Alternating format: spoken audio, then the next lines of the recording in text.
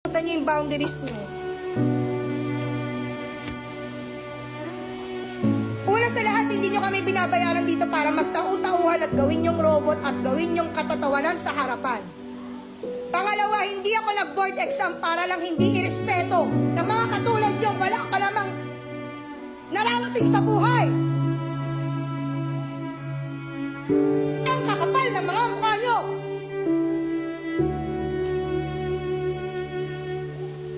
Hindi nyo nga kaya buhayin yung mga sarili nyo?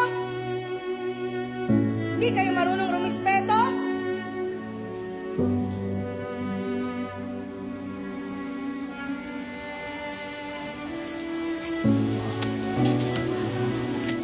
Mag-board exam din kayo para malaman nyo kung hanggang saan kayo.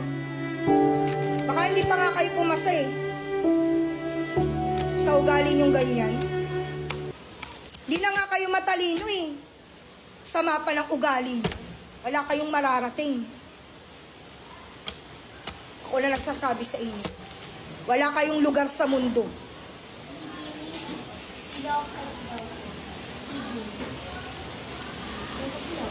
Bumaba ka na doon!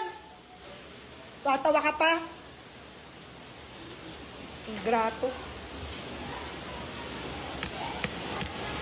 Galing squatter.